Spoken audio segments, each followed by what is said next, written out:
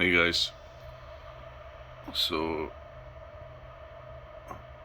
I had a big fucking brain fart, I guess you could say. Something I did when I put that wind turbine back up. I got home from work. I didn't check all my wiring and stuff like I usually do. And like I have a big genset cable that comes from that wind turbine.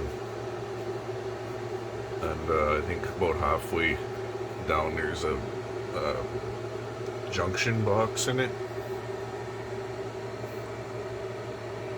but all the cables still go up to the wind turbine at the junction that's just below the wind turbine on the tower itself. And you see, all the wires are out there, and there's actually one that isn't cut off, so that, and I hooked it up to that one, so I was like, even when I was maxing this Classic out, it was only coming, the power was only hooked up on these two legs. This last leg out here had nothing hooked to that wire. So that whole time that it burnt out that slip ring and everything, it was only running on these two legs, which was causing the Classic to see high voltage spikes, and it was making the dump load come on. I made a video about that, which is all my fault, just because I didn't check that wiring. See, it only comes on when it has to come on now. It just flashed here briefly, because it's kind of a gusty wind coming from the southwest today, so once in a while it sees strong winds. It's just really gusty and turbulent for the wind right now. But I got this other one up here. It's hooked up to the Whiz Bang Junior. It's got 570 watts of solar on it.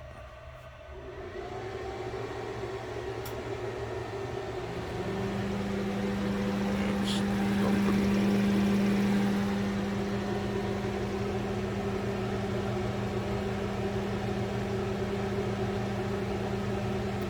It's just a real gusty wind.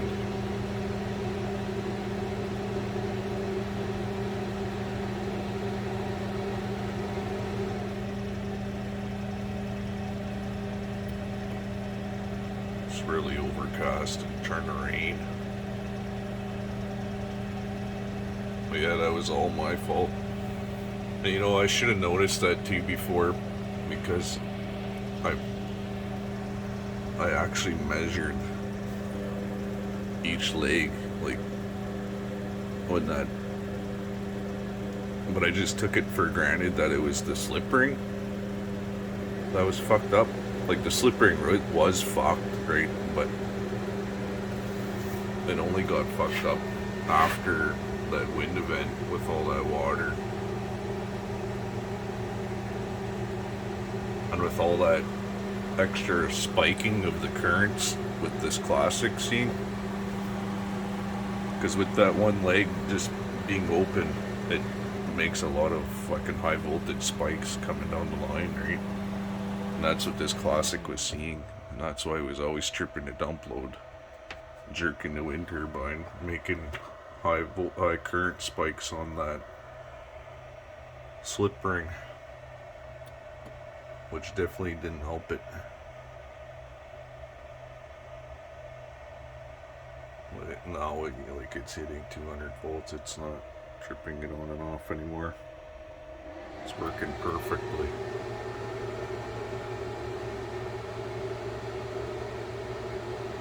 But yeah, if you guys have a system like this, I definitely recommend using the Whiz Bang Junior.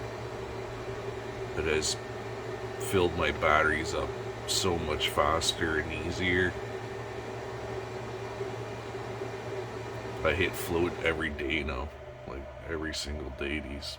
This big lithium iron phosphate battery bank goes to float.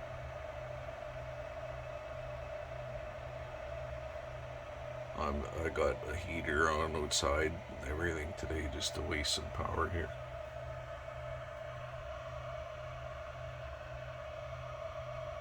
Just so I can see here how this is gonna work on my. Since I've got that wire hooked up properly now.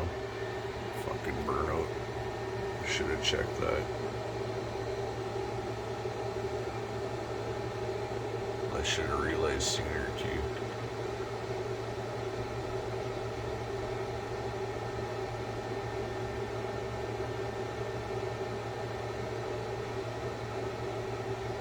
The thunderstorms coming in. I think that's why it's coming from the southwest due to wind and real gusty.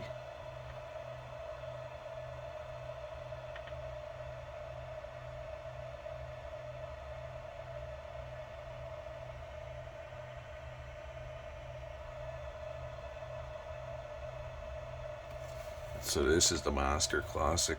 It has the battery temp sensor and the Whiz-Bang Junior on it, and this one's following it. That short blue light flashing, that's the follow me mode. When it gives this short burst, that means it's communicating properly. If it gives a longer flash, it means it didn't get information properly. That's why it's so important for me to make these classics reboot every night at midnight. If it doesn't do that, then you get into problems with the follow me mode.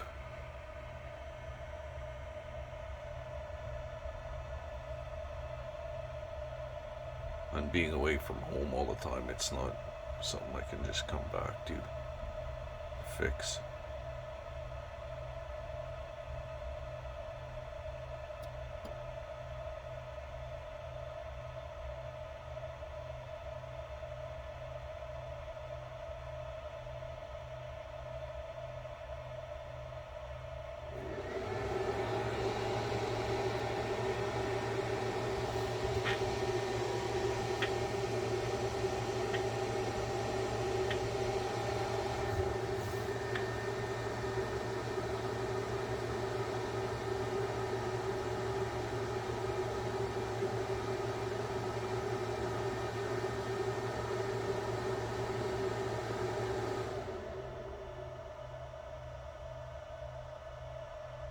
Well, thanks for watching, guys. I just wanted to talk about my fuck up.